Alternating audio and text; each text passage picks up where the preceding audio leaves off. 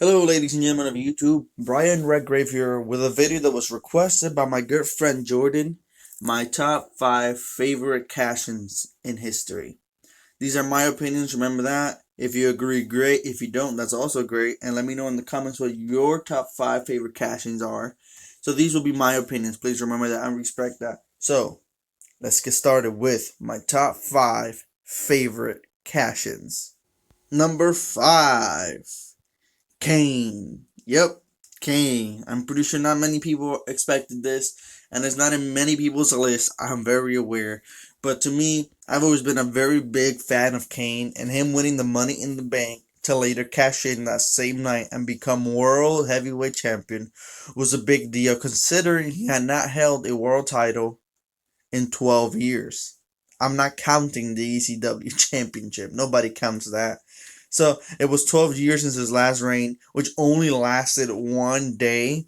So to see him, after so many years of service to Vince McMahon, get a world title again and actually have a good run with it. It was a decent run that had him feuding with Rey Mysterio and Kane, and then eventually lose it to Edge.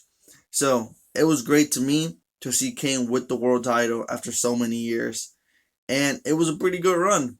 So yeah, that is why it is number 5.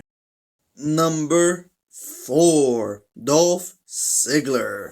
Now, if it were based on crowd reactions alone, Dolph Ziggler will probably be number 1. I remember when he cashed in, the crowd exploded yelling of excitement, and this was his time. Dolph Ziggler was very popular during this time. I think people forget that considering how he's not really seen that good anymore, and it's not because of his in-ring talent, but how he's been booked over the years. Unfortunately, the reign that followed was not great, but I'm ranking the cash in when he cashed in on Alberto Del Rio, and it was great. The crowd reacted so amazing to it. That helped propel that to stardom him. Unfortunately, due to concussions, the title reign was not very long, and he would end up to lose the title very shortly after, which was a shame. And it's a shame he never got another opportunity after this, because if you go back and watch this, when he won, it felt like a main event win for him. Number 3, Dean Ambrose. Dean Ambrose winning the Money in the Bank was one of my favorite moments for him in his career. And to get the world champion was a big deal. He was the last member of the Shield to get the world title.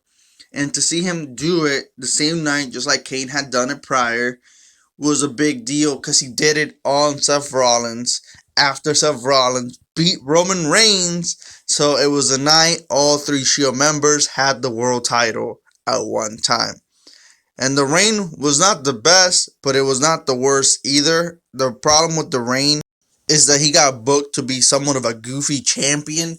A lot of times he was goofing around, and I hated that because he could have been a serious heel or face. No need to be goofing around the way he does. So, but at least he had a decent run. I just wish the run would have been slightly better, but I can't really complain too much about it. The cashing wise, though, it was great. One of my favorites. It's why it's number 3. Number 2, Seth Rollins. When Seth won the Money in the Bank, it was a stepping stone into becoming a main event level star after the Shield broke up.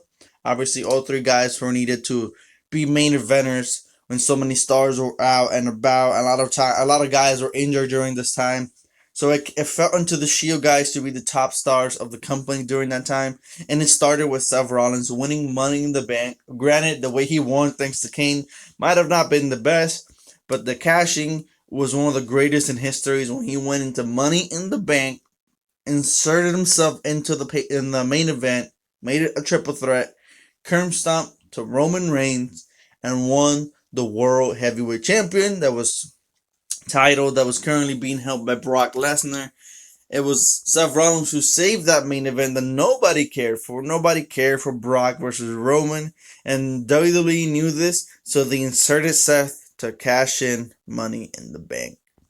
He had a pretty good reign after this. Granted, he had a lot of shenanigans as a champion, in the way he won. Unfortunately, he would never actually lose the title in the match. It was due to injury. So he had a very long title reign.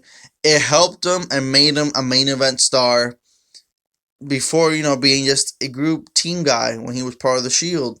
So that is why it is my number 2. Number 1, Edge, the rated R superstar, won the very first Money in the Bank ever. And at the time, they told us what the rules were, but we weren't really sure how it was going to work out. Was he just going to call it out and it'd be a first match?